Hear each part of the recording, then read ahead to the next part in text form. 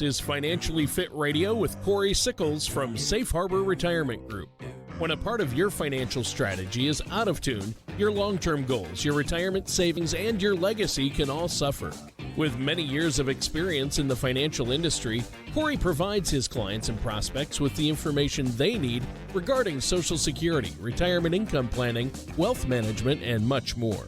Listen in as we address your financial concerns and provide helpful solutions to put you on the path to achieving your retirement goals. And now, here is Financially Fit Radio with Cory Sickles.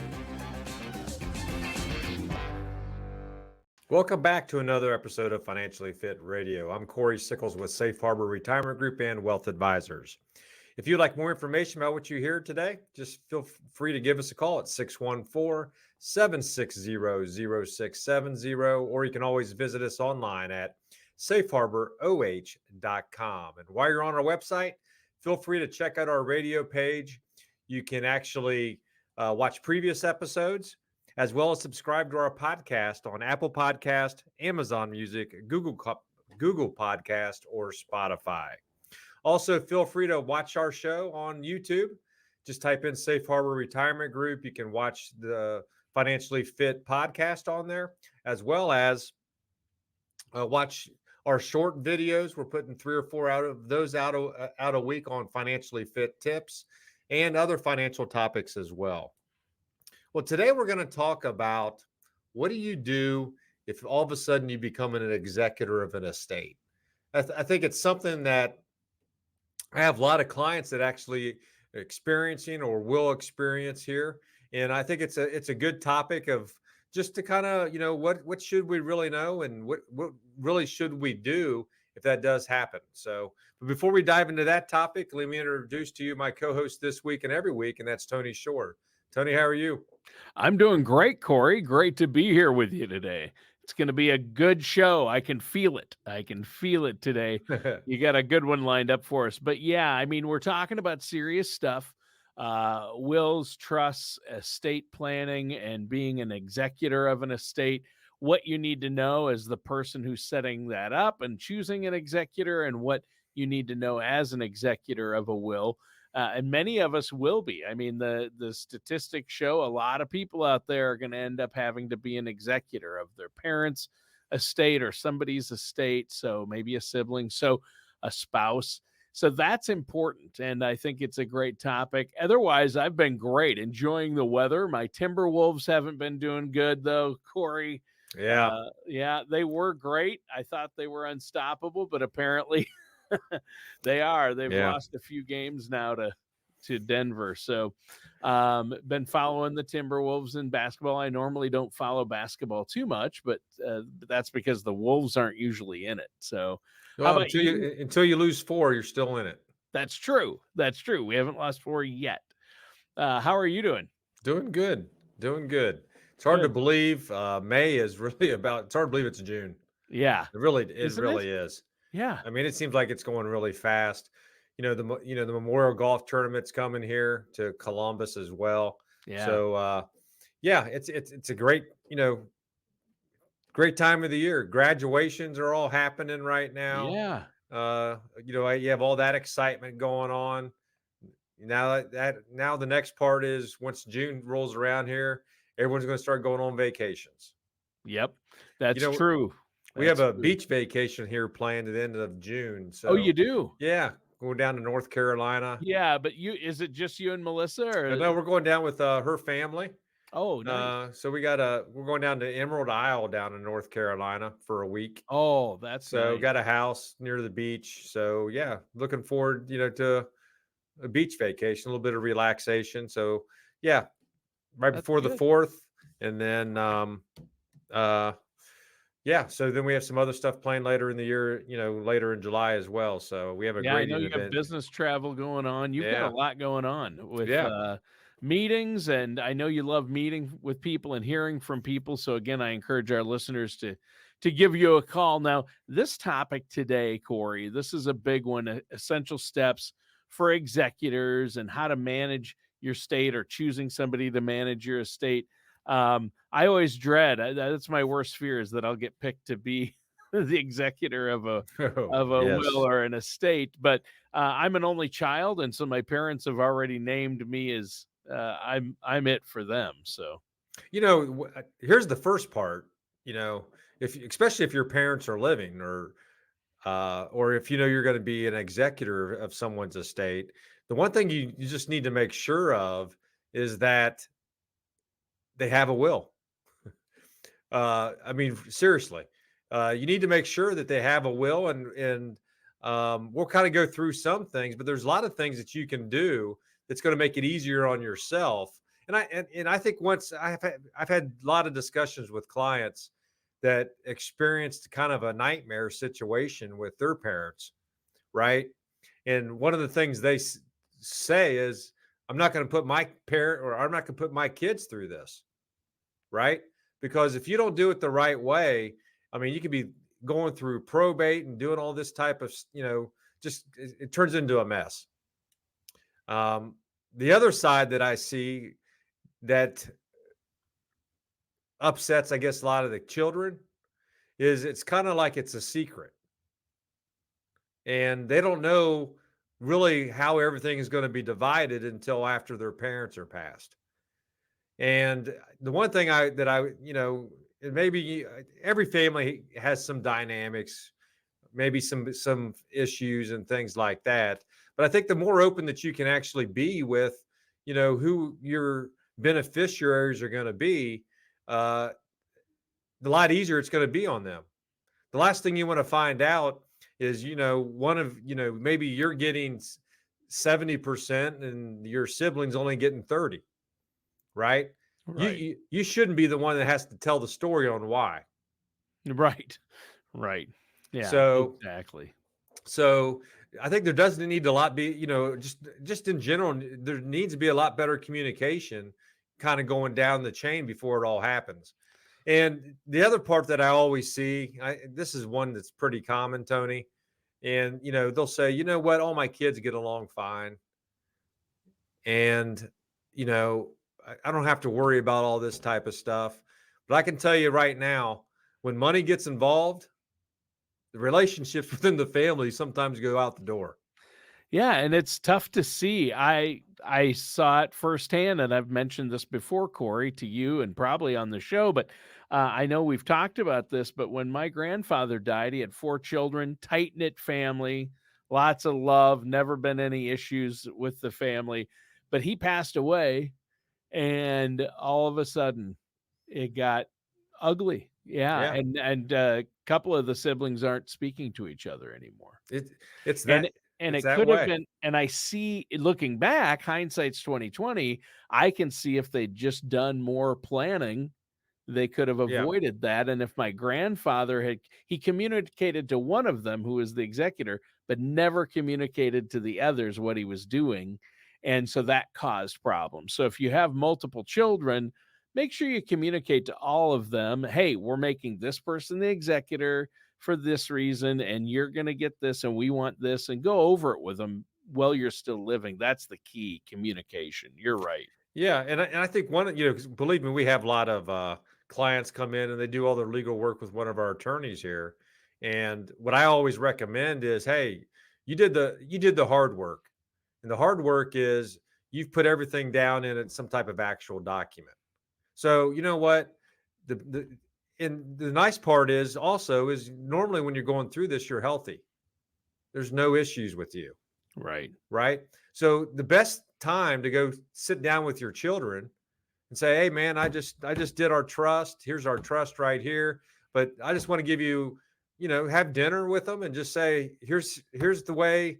Here's going to be the trustee or the executor. Here's how I'm dividing all the money up. Blah blah blah." So no one's kind of blindsided by it when Yeah. when the, when it does actually happen. Yeah, communication is the key, and that's what causes the family disharmony. If you want to keep harmony in your family after you're gone and not cause rifts, communication is the key. That's why, Corey, I know it's going to be important for you to let your family, yours, Melissa, and your family know that you're leaving everything to me, so they're not blindsided by that. Right. Uh, Yeah. Yeah, I'm gonna leave it all to my co-host, Tony Shore. Sorry, guys. I don't want him to be blindsided after you're gone, I'm just Cory. going to leave you all my IRA money, Tony. Oh, you're gonna outlive me by a long shot anyway, so that doesn't do me any good. Yeah, leave me all the taxable income. Yeah, thanks, Cory. That's what I'm going to leave you. The traditional IRAs. Yeah, the Yeah. No, I traditional want that IRAs. tax-free bucket that you've got Yeah. going. Yeah. So, yeah, so communication's key beforehand, but here's the other part of it. There's also a lot of family issues after the death, and now you have an executor that's dealing with all the stuff. Yeah. And I think the one thing that you have to be as well is you have to communicate with those beneficiaries, which is more than likely your siblings, of what is really going on. The one thing that I see of that caused a lot of rifts after that is they think it takes too long for them to get their money. Hmm. And there's a process for certain type of assets. Sure. And I think the more that you can actually communicate that to them to understand what you're going through in order to get things done, right?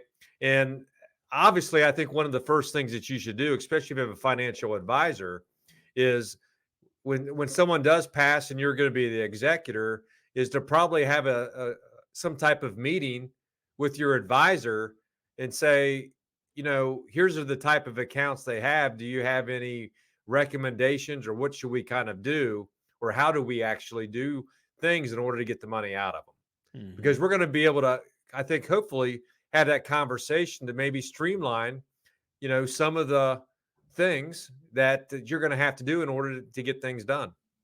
Hmm. Yeah, for sure. And I think that's another big part of this is working with a financial professional like yourself, Cory, and maybe sitting down with you and communicating to your spouse and your children, hey, this is our financial advisor. When something happens, they're going to be able to help you. They have copies of our paperwork. And I know that's something you do for your clients as well, correct? That is correct. Yeah. So when someone, obviously when we have a client pass away and someone notifies us of that, obviously we're going to be able to tell them at that point in time, well, here are the steps that need to be taken for you to receive your claim paperwork. And Sure. whether, obviously if you're invested in the market, with your brokerage account, that might be a little bit different than dealing with life insurance, or then maybe even dealing with an annuity, right? Well, sure. Right. So but one of the things that we'll be able to do at that point in time too is, then kind of tell them, hey, we're going to have to, you have, there's four of you. So we're going to have all four of you do this, right? That all of them might have to decide how they want to receive the funds. We're going to need four signatures. We'll file all the claim paperwork. That's what we do for our clients here.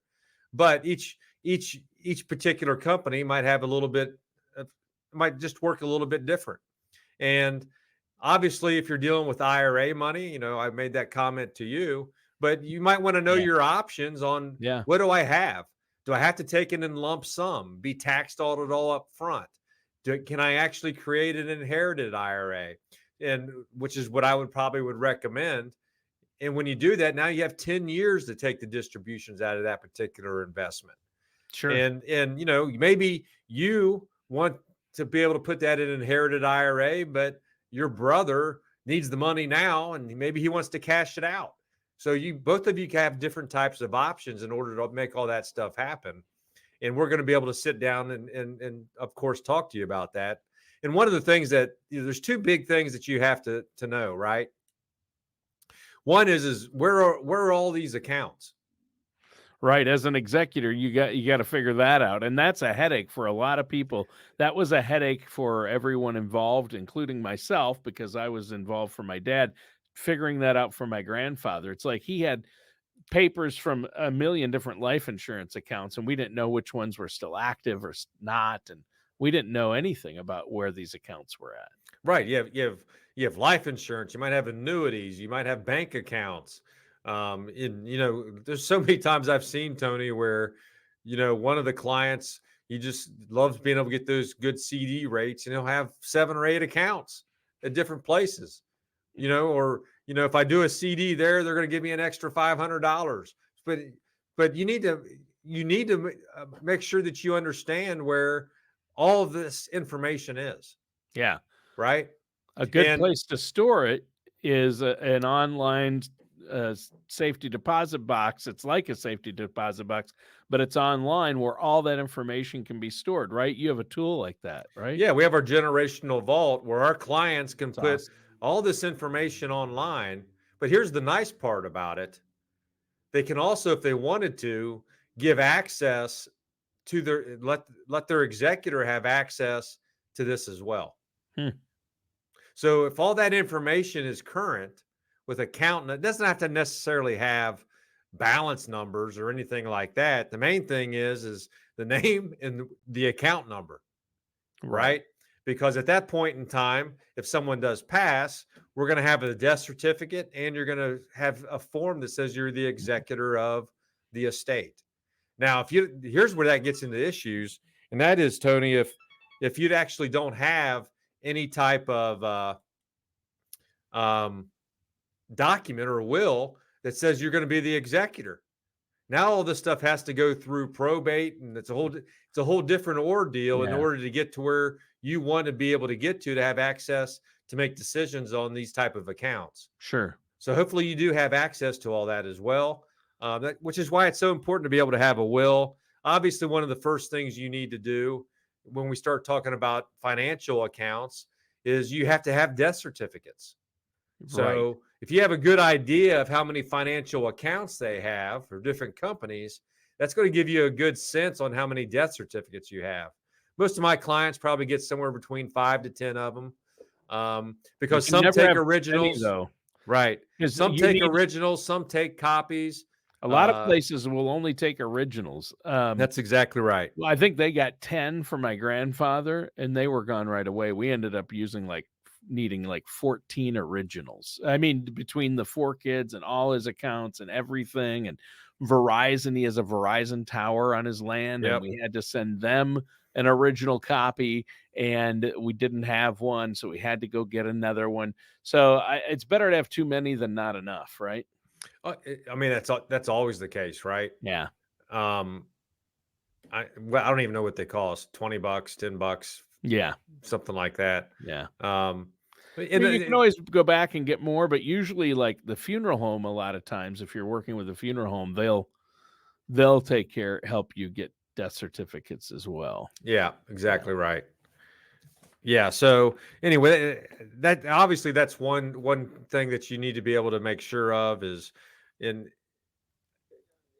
if you can sit down with, if it's your parents that you're going to be executor of, you can see how important it is to kind of know where do you keep all your documents, Yep. right? Because if you don't know where their money is, it's going to be pretty tough to be able to figure out what you need to be able to do. Right. In a lot of cases, if you deal with a financial advisor, what's the next most common thing that you're going to do? And that is whoever actually, whatever attorney probably did the will or the trust, that's who you're going to call and notify them, so they can kind of help you go through some of the other things that might need to be done, like, what do I need to do for selling or transferring the real estate, right?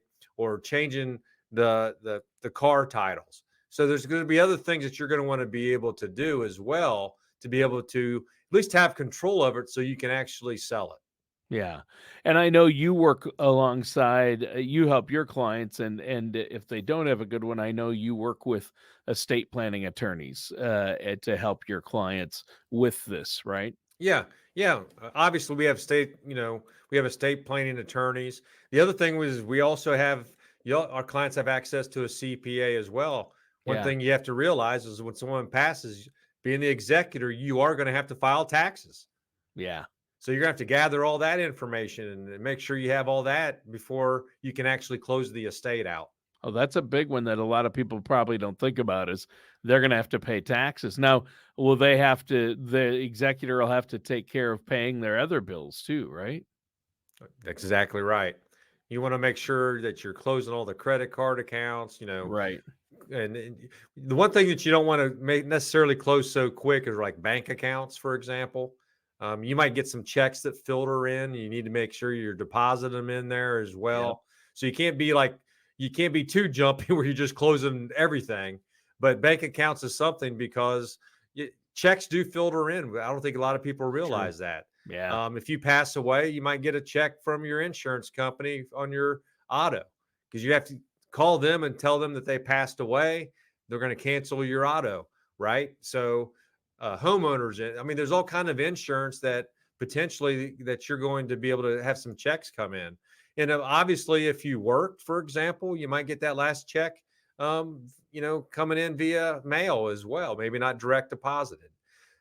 So there's a lot of little things that you need to do. And, at the end of the day, all your beneficiaries, they don't know what you're doing.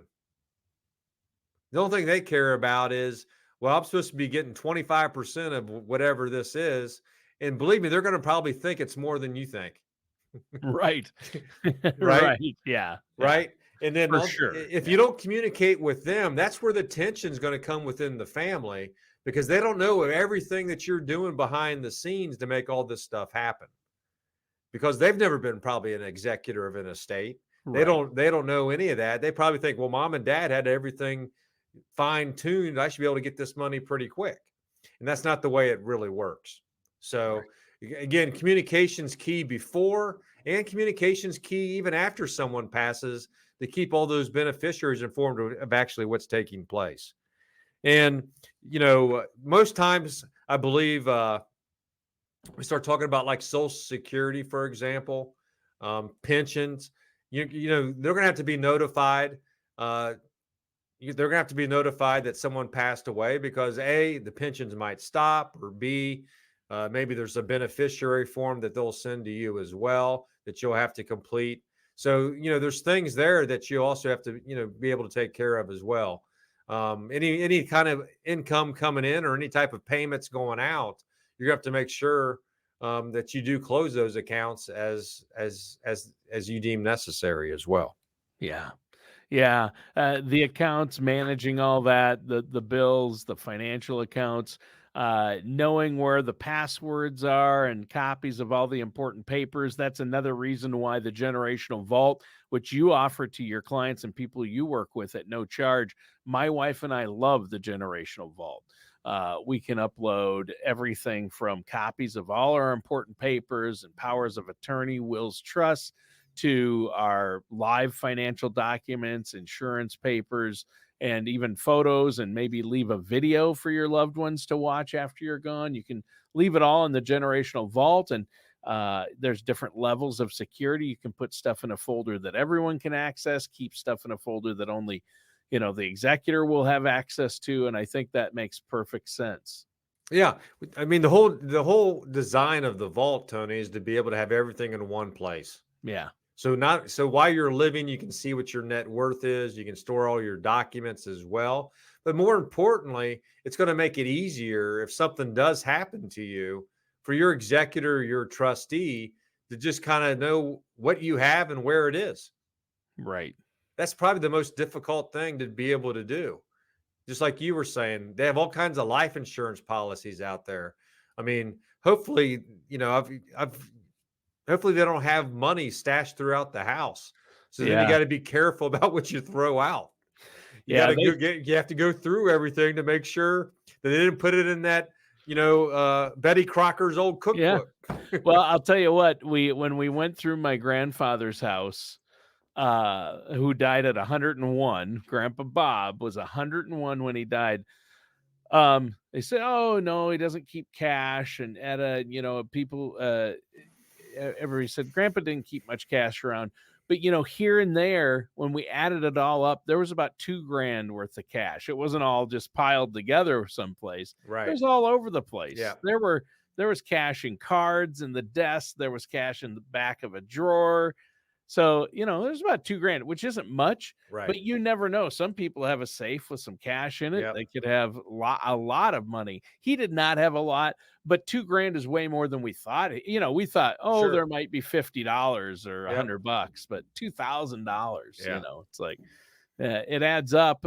We've kept finding it. Here's a 5, here's a 20 I over know. here. They they Yeah, they don't keep throw it. anything out, and he had accumulated. I mean, that farm was where he grew up, where my dad grew up, and where I grew up, and his house had been there, and so there was a lot of stuff to Yes. go through. Yeah, Yeah. Yeah. So that's obviously something that yeah, you got to check all that type of stuff as well. yeah, Hopefully that's not what my parents do, but who sure. knows what that'll who knows what you'll go experience as you You kind of never go know through what all this Gary's type of gonna stuff. leave for you, do you? Nope. Hopefully be something good. Yeah, hopefully But something good. yeah. And hopefully he has everything in order. Right. Yes, you might want to have a talk with him. Yeah. Speaking of communication, you and Yes. Gary. Yeah. All right. Well, Cory, great show today. Let our listeners know how they can get a hold of you. Yeah, for our listeners out there, just give us a call at 614-760-0670. Or again, you can always visit us online at safeharboroh.com. Just remember, all of our meetings are complimentary. There's no financial obligation. We're here to help, really help you out.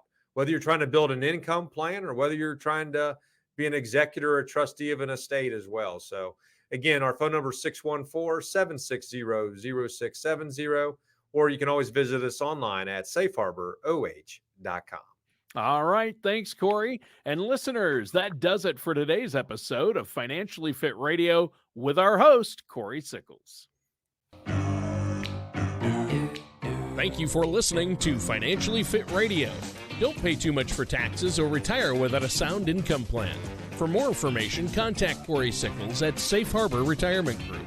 Call 614-760-0670 or visit their website at financiallyfitoh.com. All matters discussed during the show are for informational purposes only. Each individual situation may vary, and the opinions expressed here may not apply to everyone. Materials presented are believed to be from reliable sources, and no representations can be made as to its accuracy. All ideas and information should be discussed in detail with one of our qualified representatives prior to implementation. We are not affiliated with or endorsed by the Social Security Administration, the Federal Medicare Program, or any other government agency. Calling this number will direct you to a licensed sales agent.